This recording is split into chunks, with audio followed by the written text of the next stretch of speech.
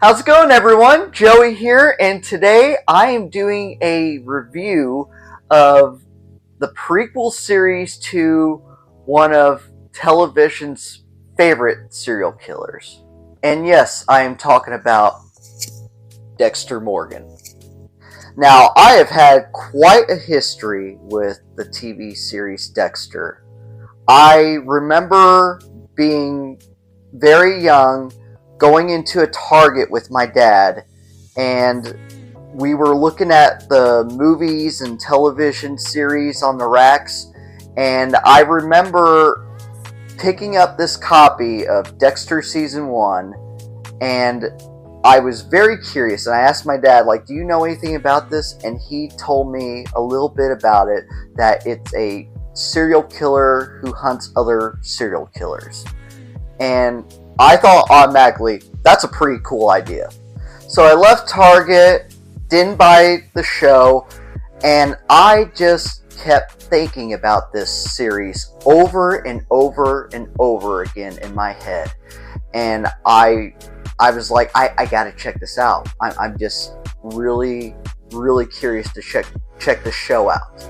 So about a week later, go back to Target, buy season 1, start watching it, and I am automatically hooked. I love the character of Dexter.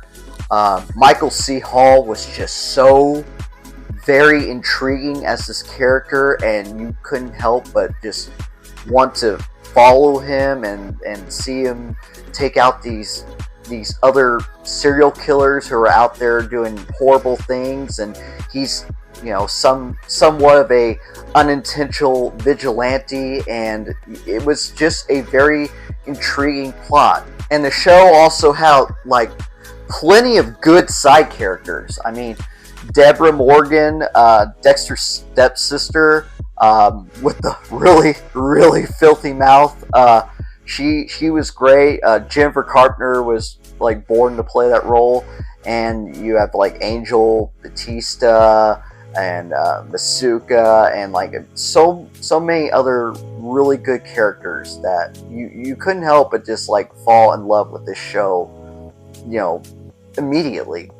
So yeah, when I finished season 1, I had to go to 2, and then to 3, and I got caught up just in time to watch season 4, which is still, in my opinion, the best season of Dexter ever. I from begin to end, I absolutely love that season. And then later down the line, some of the later seasons tend to not be as good. Mainly season 8 is one of the worst seasons of television I have ever seen. Up there with True Blood as being a terrible, terrible last season. And then nearly a decade after season 8 ended, we got a revival series called Dexter New Blood. And I couldn't be more happy that we were getting more Dexter. And at first, I was really, really digging it. And, I thought it was cool where we go from Dexter working Miami, big, busy city, to now being in a small town, and, he has to adjust his ways and, relearn things. And I was liking what they were doing, but the final episode of New Blood was just terrible, and it was just not a way you should wrap up a show, especially for the character Dexter. I think it was a huge disservice to the character. So sometime after we got New Blood, I kind of figured they were wanting to do something new in the Dexter world. And lo and behold, last year at San Diego Comic-Con, Michael C. Hall actually came out and not only announced that we are getting another revival series called Dexter Resurrection, we are also getting a prequel series called Dexter Original Sin. And I remember when I first heard about this, I was kind of worried because if you've watched Dexter, a lot of his backstory we kind of already know. Like we know about like his first kill. We know about Harry teaching him the code and everything. Like we're all taught this throughout the series. So I thought to myself, what is a Dexter prequel series going to be like? Is it going to be an utter disaster, or is there going to be something here that's actually entertaining and worth watching? Well, here's what I think. So, to start off, this is definitely a show for Dexter fans. I don't suggest you jumping into this before watching any of the other previous seasons. This is absolutely a show made for previous Dexter fans. And I gotta say, there were a few surprises with this show. I mean, not everything worked for me, but we will get into that later. But I was surprised for a Dexter prequel series. Like I said, we have a lot of his backstory filled out for us already. I was kind of surprised that this turned out to be better than I anticipated. One of the things I loved about this show was the cast. Patrick Gibson, who plays young Dexter, I thought was absolutely phenomenal. He felt like a young Dexter to me. And I mean, all of his little mannerisms and the way he's interacting with his other coworkers and the way he starts to learn to like socialize with them, and comes in with like a tray of vegetables and stuff, and they're all like, oh yeah, no, that's okay, I'm good. And then he learns, hey, bring in donuts, and yeah, they're gonna like donuts a lot more. So Dexter starts to learn to kind of put on this facade persona around other people and stuff. So you start to see like the real Dexter starting to form over time. You also got Molly Brown here playing young Deborah Morgan, and another like standout. I thought she felt like young Deb to me. She's got the foul mouth, the attitude, and I was very, very impressed with her on this show. Now, Christian Slater is Harry Morgan. I thought he did a good enough job. I like Christian Slater and so many things growing up. True Romance is such a classic, but I don't know. I just couldn't see Christian Slater as Harry the way I could Patrick Gibson as Dexter and Molly Brown as Deborah. And that's just a me thing. If it if it worked for you, I'm glad, and I wish I had that experience, but that was just kind of my little takeaway on his casting. We also have some young versions of returning classic Dexter characters such as Masuka, Angel, Maria Lagretta, and Camilla. And I thought they all did a pretty good job. The guy who played Masuka certainly felt like this is young Masuka. I mean, God, he's got the laugh down, everything. I mean, it's a little bit overdone here and there, but yeah, he does feel like young Masuka to me. And that goes for the guy who played Angel too. He certainly looked like young Batista. He had the voice down and everything, and yeah, I easily saw him as being young Angel. But I thought the one who probably did the best job of the returning ones is the woman who played Maria Lagretta. She certainly felt like young Maria. Like, I mean, it like her voice, her look, everything. She just really felt like this is Maria. But we also have some new cast members as well. One character named Bobby, who is an old partner of Harry's, and he's pretty good. He's got a little bit of stuff that goes on with him through the season. That's I really enjoyed his character. One of the new characters I was a little bit mixed on was actually sadly played by the awesome Sarah Michelle Gellar. Now, I like Sarah Michelle Gellar. I'm a big fan of hers. I grew up in the '90s watching her. Like I Know What You Did Last Summer, Scream 2, and when Buffy would be on and stuff. But her character in this season just really felt kind of forgettable. Like I honestly I couldn't even remember what her name was. It's Tanya, and I had to look that up because she just she kind of felt very underused in this show. And yeah, she's great. Like she doesn't do anything wrong, but she just kind of feels like she's there with not a whole lot to do. She's just kind of the person that's in charge of the forensics department, and kind of gets Dexter the job working at Miami Metro. And a couple scenes here and there where she gives Dexter some plot points, but other than that, she just kind of forgettable for me. But honestly, a big standout for me was Patrick Dempsey as Captain Spencer. And man, Patrick Dempsey is one of those actors, the more stuff I see him in, the more I like him. And he does a really, really good job in this show.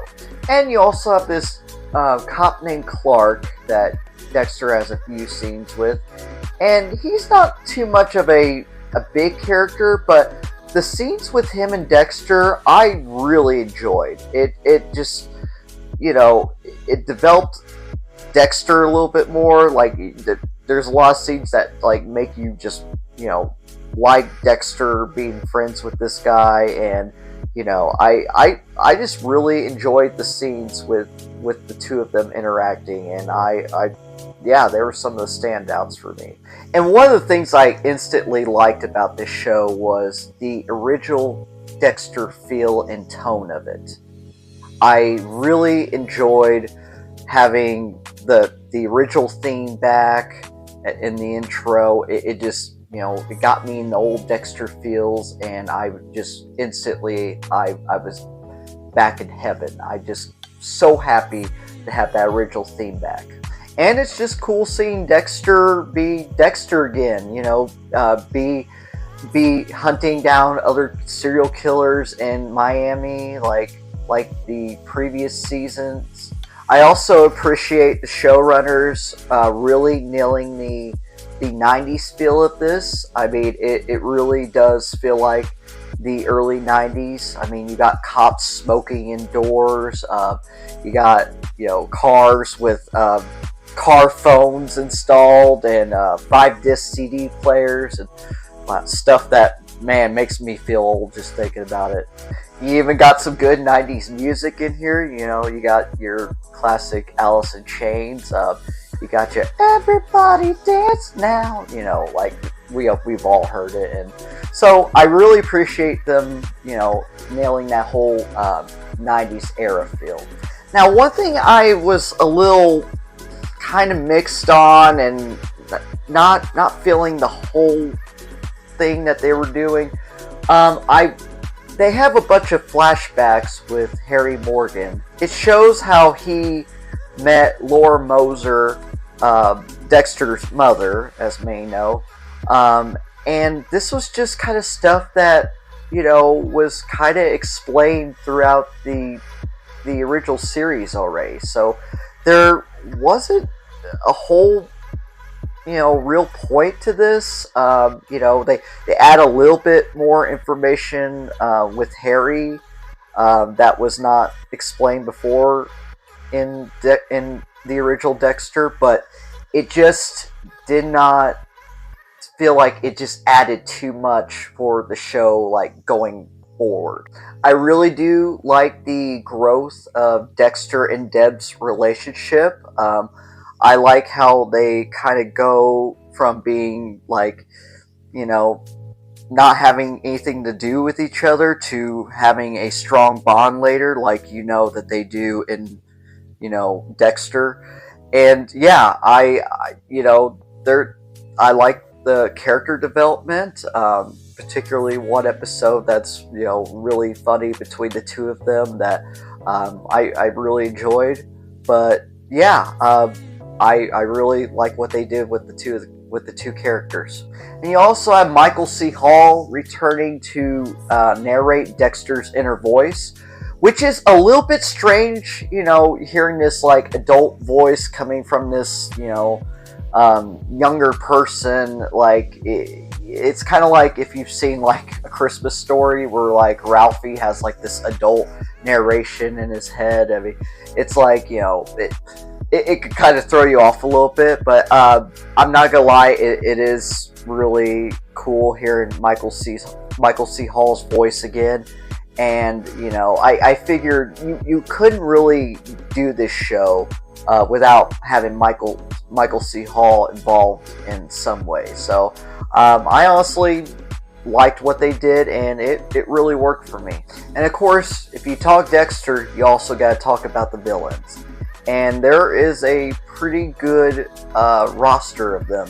You have one character who's like this dirty loan shark, and that whole thing between him and Dexter I really enjoyed. You really get to see like some good acting from Patrick Gibson. You got this ex-hitman who Dexter goes after, and he quickly finds out that Dexter is still kind of sloppy and still has a lot of learning to do.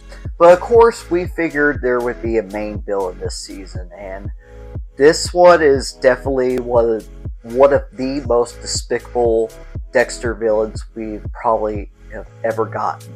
And we've gotten some pretty evil villains on Dexter before, but this particular villain, his choice of victims is what makes him so disturbing.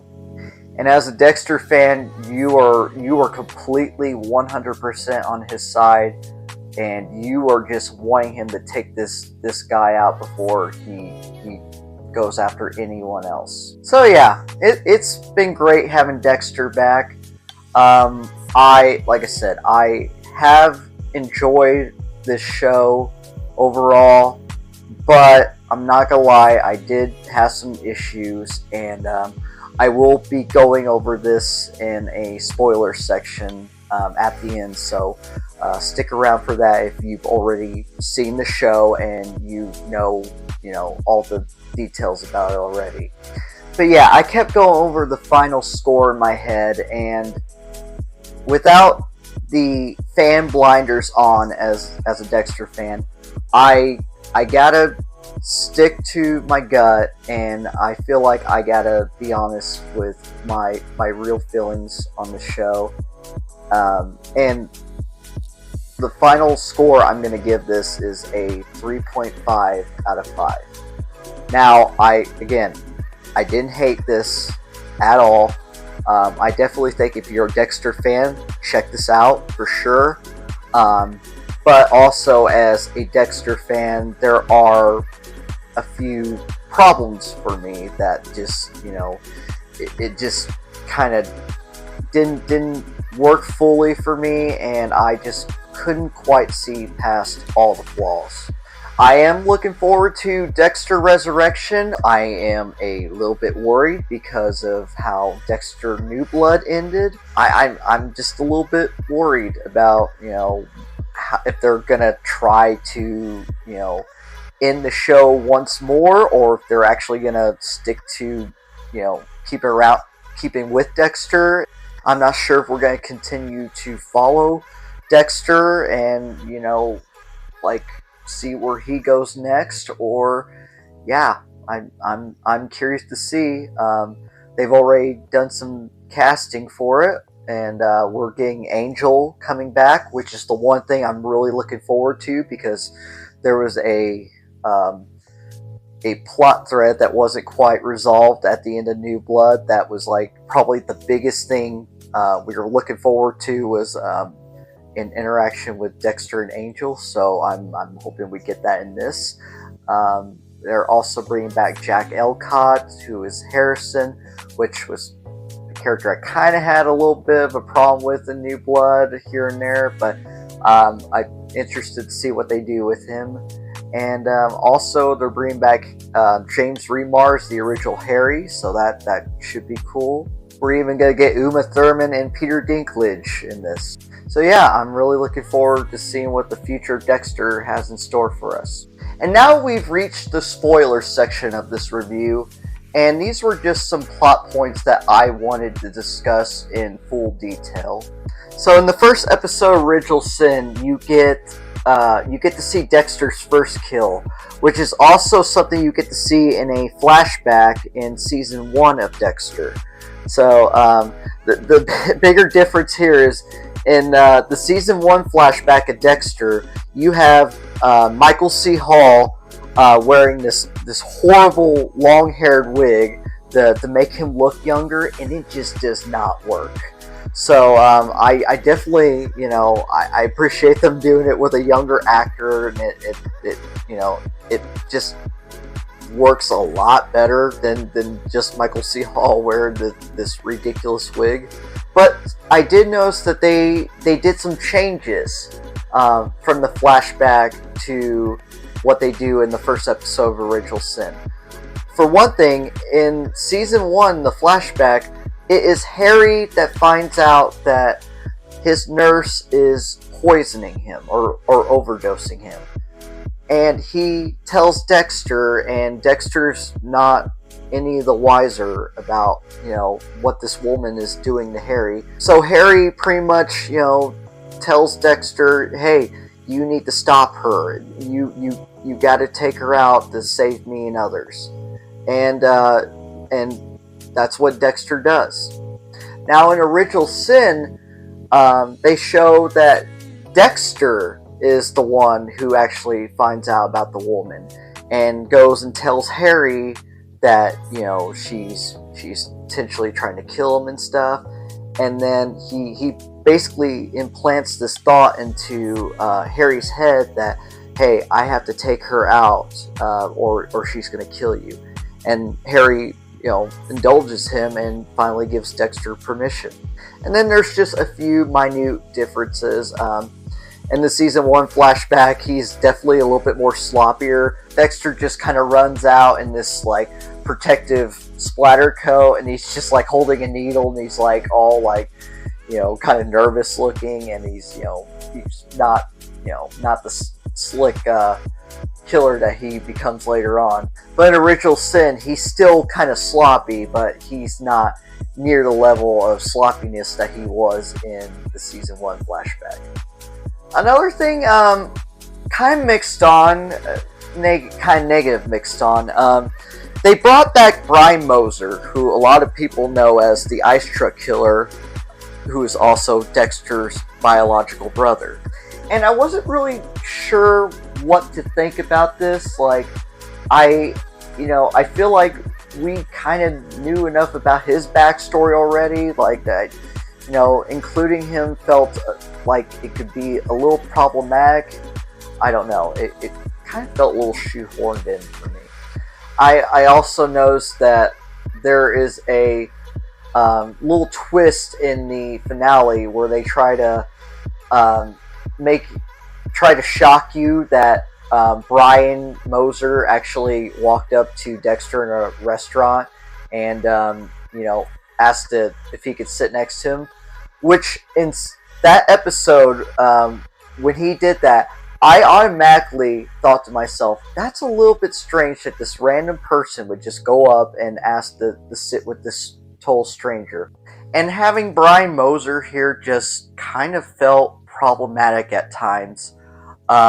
He could be utilized really well in this show, but bringing him in also just complicates a few things. And one of the things I'm talking about is in the final episode, in which Harry Morgan has a gun on Brian Moser after he's, taken out some of these people who Brian feels has wronged him. And, Harry has a gun on him. He's wanting to bring him in. And you, as the audience who are previous Dexter fans, that he's not going to bring Brian in, and he's definitely not going to shoot him. So what's going to happen here?